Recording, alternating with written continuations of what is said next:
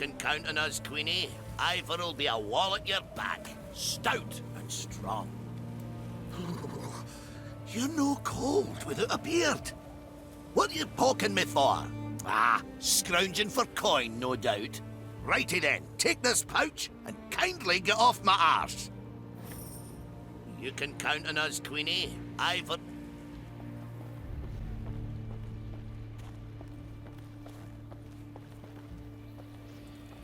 Ah, you thundering dope! I told you to hold your horses or you'll shake the hitch loose. Oh, now you're a bleeding expert, are you? You overloaded the damn cart, that's why it's busted. A wagon lay strewn across the middle of the road. Behind it stood others, some loaded with gold, jewels, and other valuables, others groaning under barrels of pickled meat.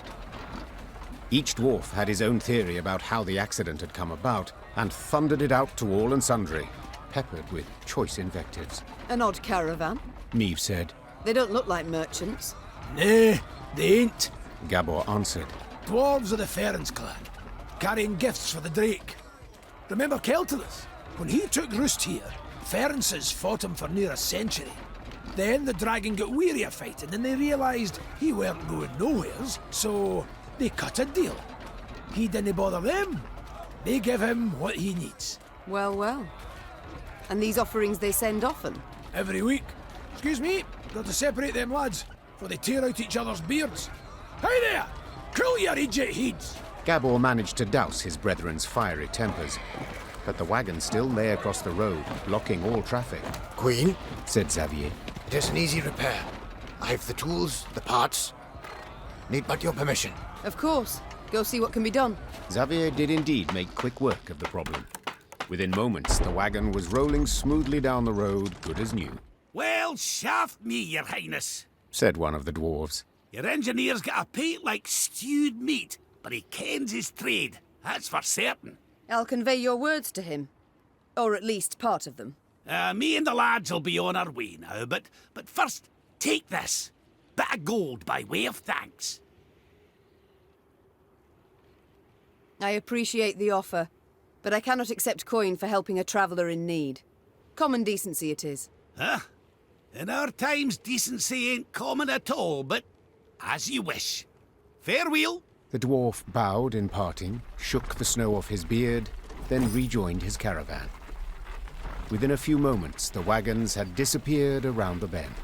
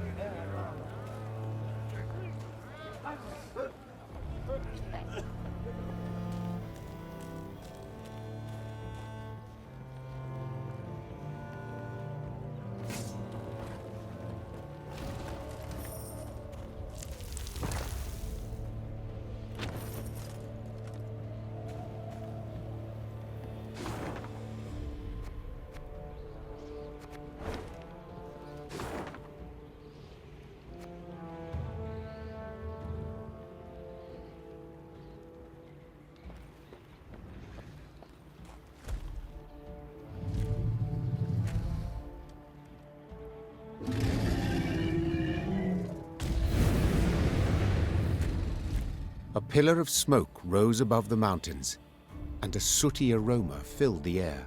Fire! Gabor said, then took a deep sniff. Perhaps a bolt struck some barren trees. No, Meve said curtly. I know that scent too well. All Edirn reeked of it. It's the smell of burning homes. The Lyrians quickened their gait.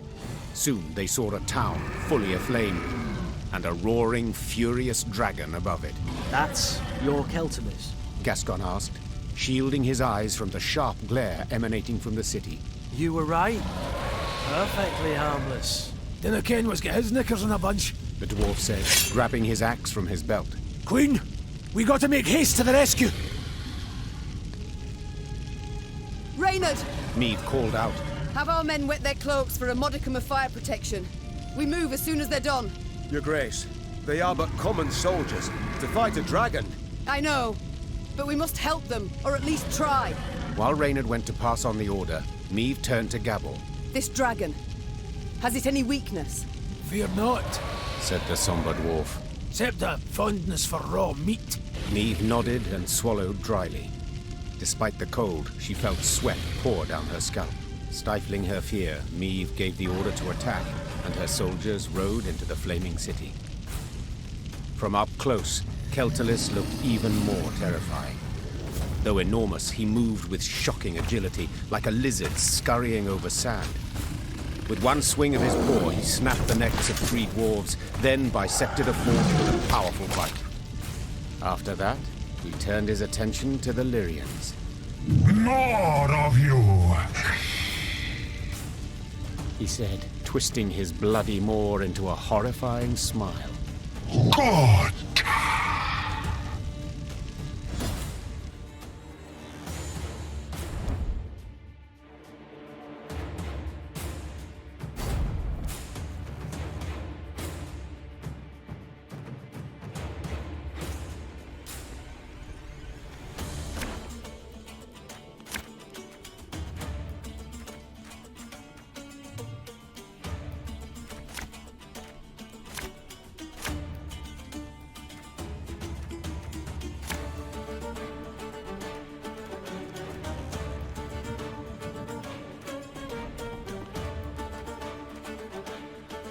Behind me! Stay together!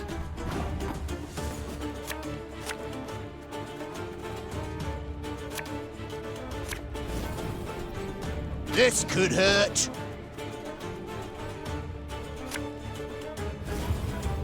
Your Grace, we're taking losses! Bigger they are, easier they are to target. We haven't killed a dragon. It has to be possible.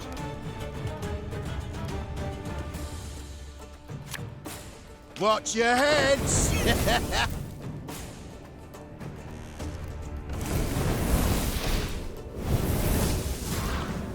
Ah, shite! He's raging now! Watch out!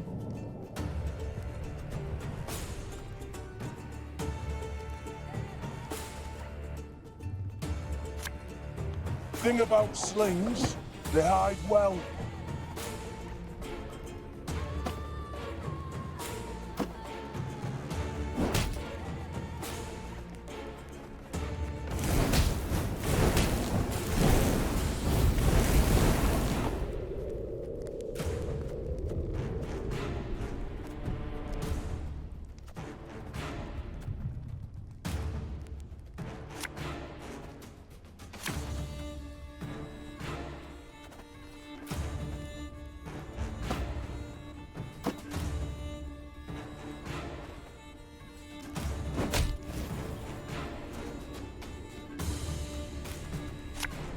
Hey?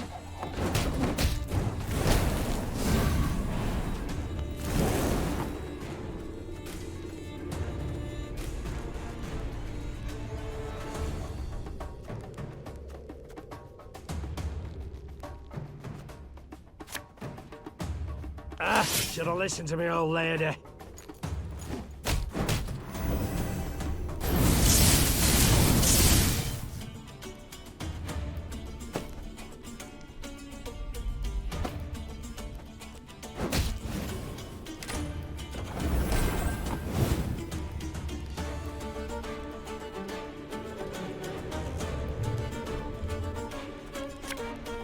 As ordered.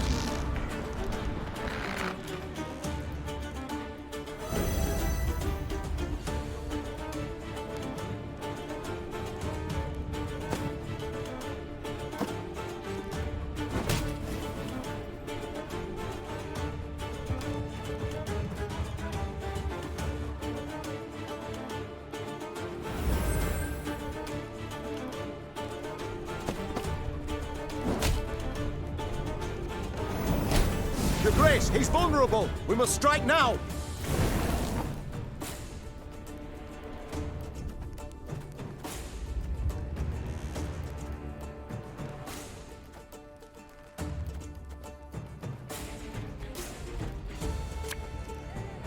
Go, hop, hop.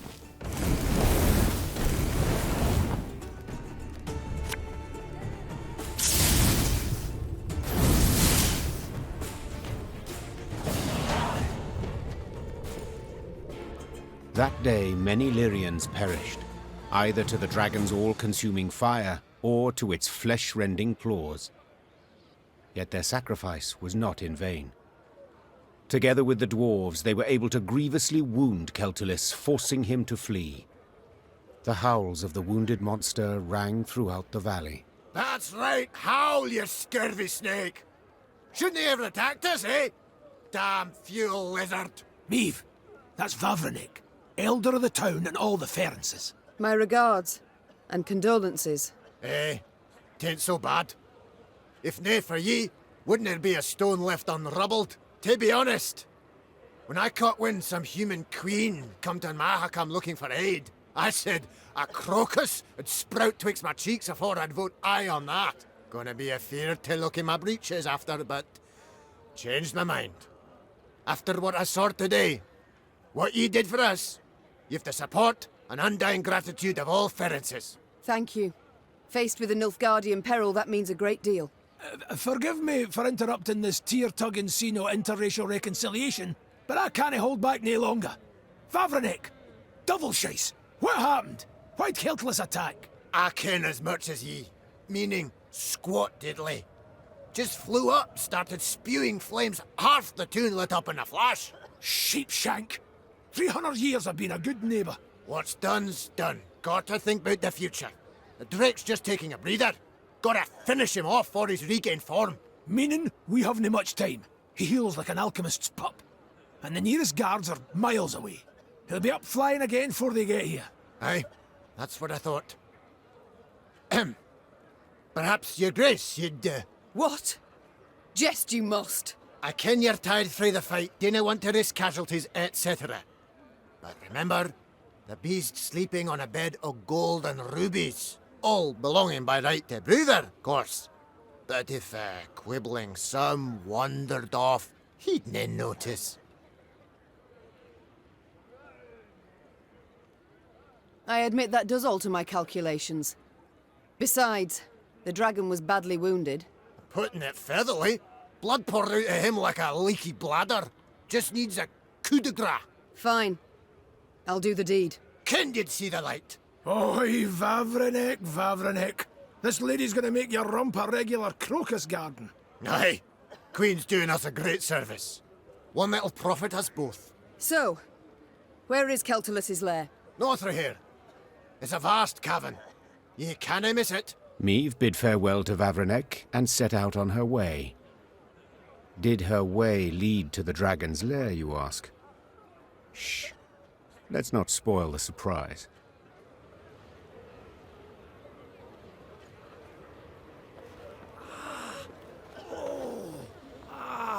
That stings.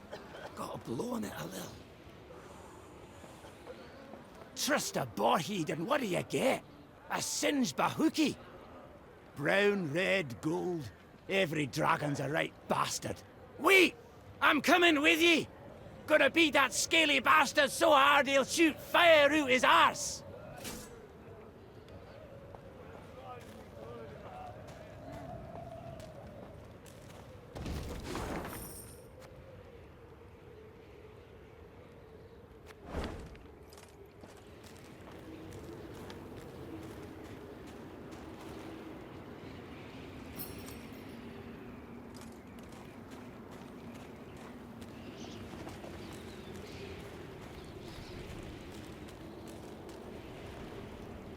Keltullis' lair was indeed impossible to miss, as would stand to reason, for any space capable of containing a dragon must be enormous.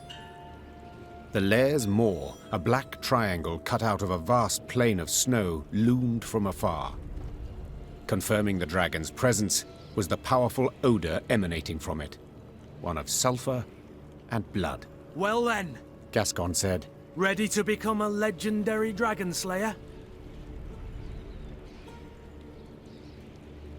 My father oft said, never should you count pelts till the hunt is through. Meve said, dismounting her horse. It's all the more true when you hunt dragons. He's wounded, yes, but one puff of flame, and we shall be not legends, but corpses. Leave all thoughts of foolhardy bravery behind. The Lyrians crept across the dragon's threshold. They walked single file, shields raised, watched by bats hanging from the ceiling. Keltullis lay curled up on a bed of diamonds and gold coins turned red from his blood. Seeing how he strained merely to lift his massive head, Meve knew the dragon no longer posed any threat. Come to finish what your poison began? The monster croaked hoarsely. Fine. Do it then. Keltullis turned over, exposing his vulnerable underbelly, and waited calmly for the fatal blow. Wait, Meve said, dropping her sword. what poison?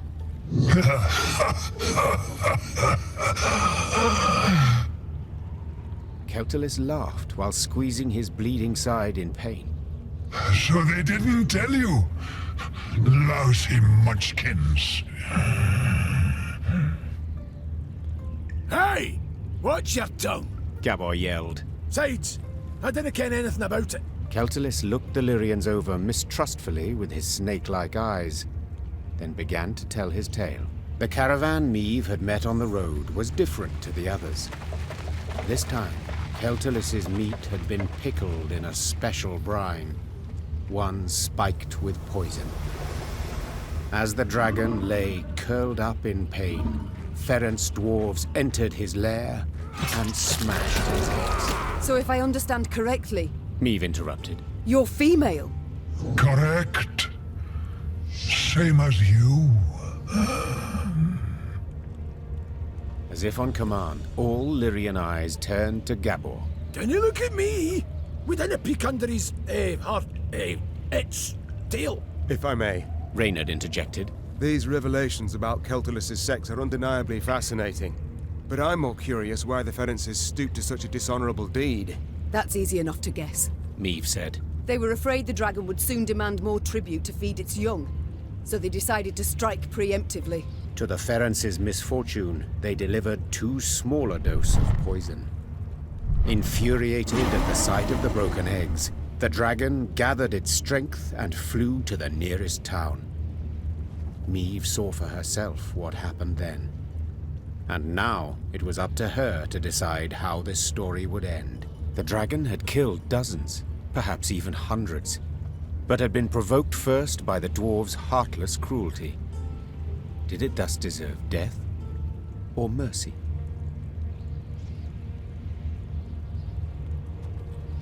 When judging my subjects, I would sometimes not know who bore the greater guilt. Said Meve. But as ruler, I had to reach a verdict, often a harsh one. The Queen returned her sword to its sheath. This is not my land, Meve said. nor are these my subjects. I don't have to choose the lesser evil. Meve! Gabor hissed. Prover will be furious. Let him. And you, dragon, swear me this. When you heal, you shall leave Mahakam and never return. You've my word. And my gratitude. Meve was about to leave the cavern when the dragon blocked her way with its tail, then gathered a smattering of valuables at the Queen's feet.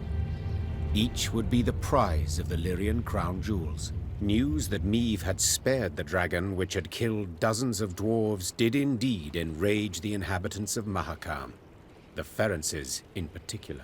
But when the clans considered driving the Lyrians from the pass, Elder Vavrinek opposed it. No matter what happened after, he had sworn Meave his undying gratitude.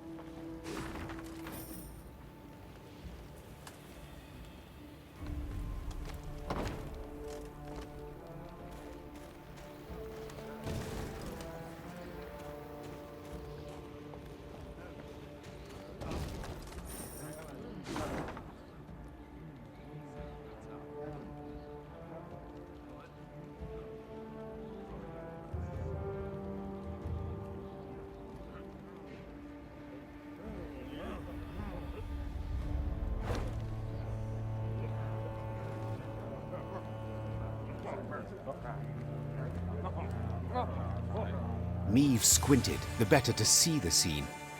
Several dozen dwarves had gathered on the cliff overlooking the chasm.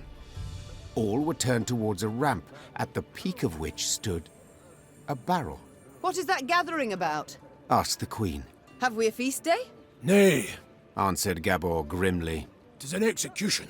A hairy head peeked out of the barrel. The long, pointy nose and ears left no doubt that it belonged to a gnome. The first Meave had ever seen in her life. Help! Save me! The gnome yelled.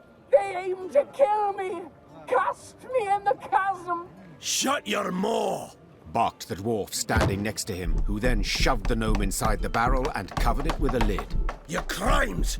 The sheer weight of it, eh? No lighter punishment is fitting. The other gathered dwarves nodded approvingly. Two gripped the barrel, lay it on its side, then lifted it to cast in the chasm, paying the thumping from inside it no heed.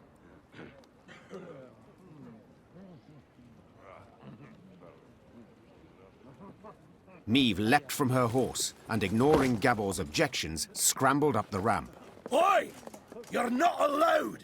Hey, damn it! What do you think you're doing? I think it's obvious. Preventing the execution. Thanks be to the gods! Whoa, wench, you've no such right.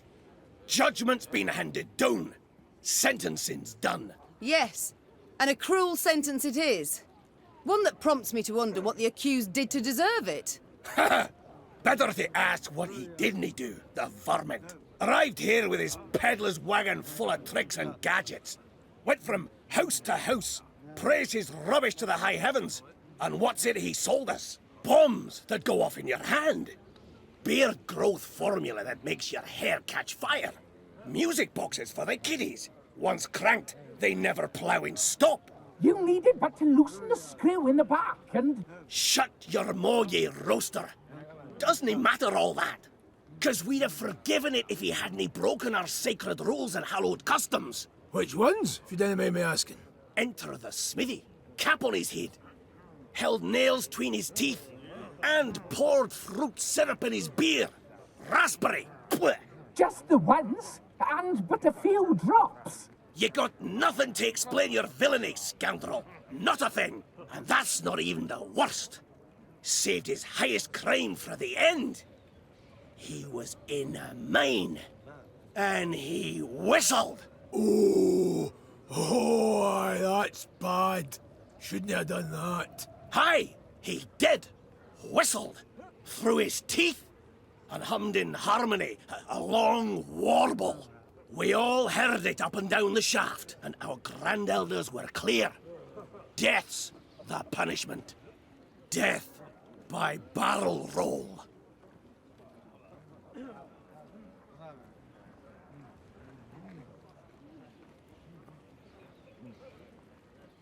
Your land, your laws, I shall not argue with them. But perhaps there is another way. Can a bail be posted? Well, the law does allow for something of the sort. But I don't see how that job is worth it. Oh, aye. He is. He is. Willing I am to take him at his word. Does that suffice? Aye. But just so's we're clear.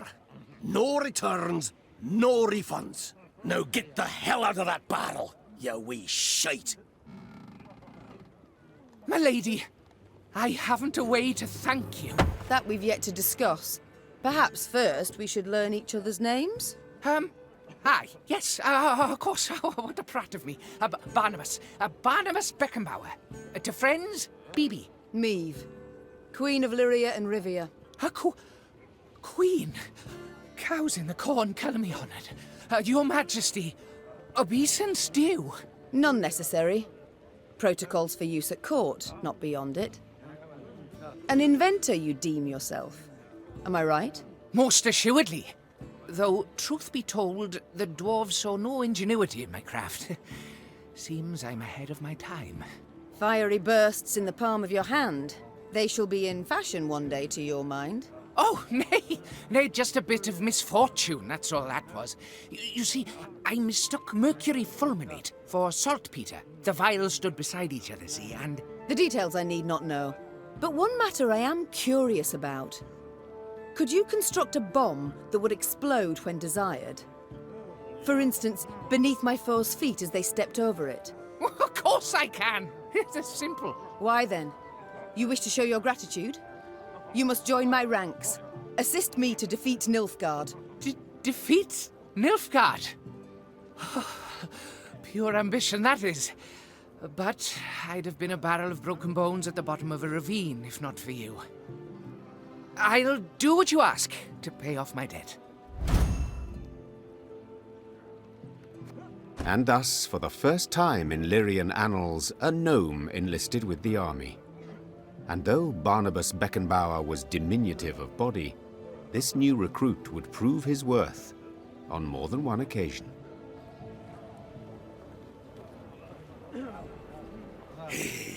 Well, a damn shame. What with such good visibility today, too. Well...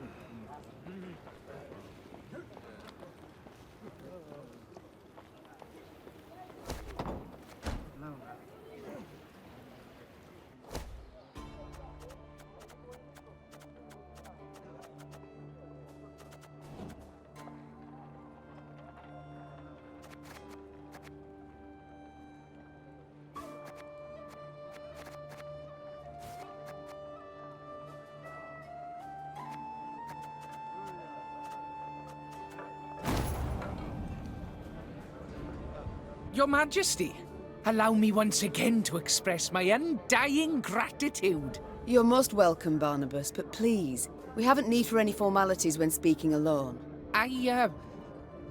Well, of course. How might I help you then? I like to know.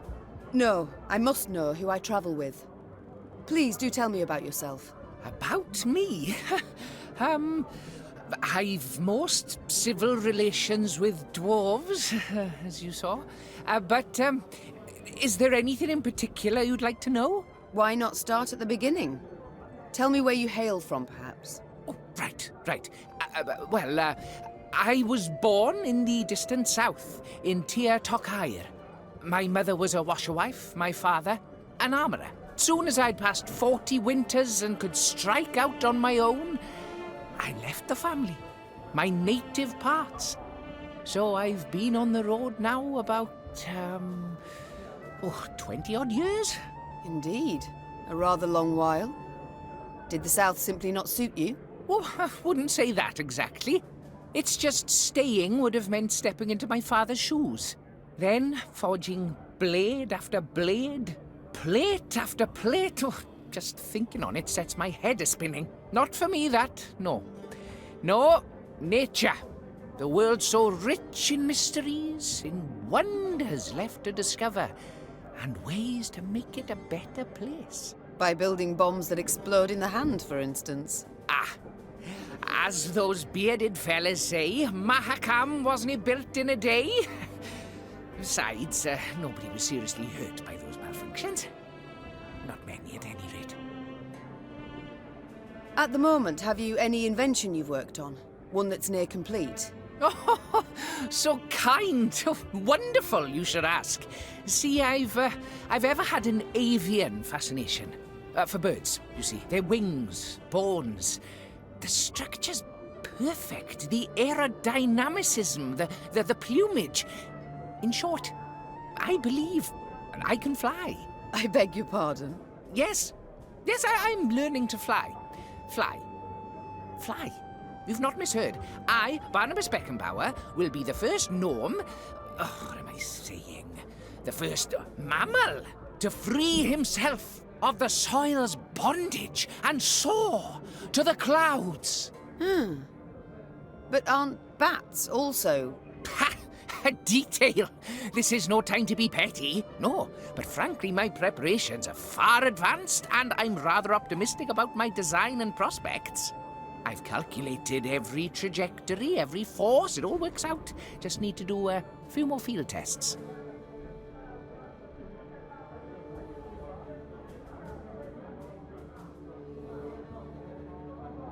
Did you have volunteers try it, or did you test the design yourself? Naturally, I must stay on the ground, who take all the measurements elsewise. Luckily, there's no lack of thrill-seekers in Mahakam. Most eager to etch themselves into the annals. My first prototype, the Sky Licker, I dubbed it. Oh, Your Majesty, if you'd only seen the beauty. Flew over 120 Ls. Truly? Colour me impressed indeed. He must have made quite the name for himself, your brave volunteer. I'm certain he's caught the eye of every she-dwarf in Mahakam since. Oh no, he's dead. The landing, it was rough. And then a bear sauntered by, didn't help any. Anyhow, as he died, the dwarf swore he regretted nothing. Brave lad. A bit daft, though. I see.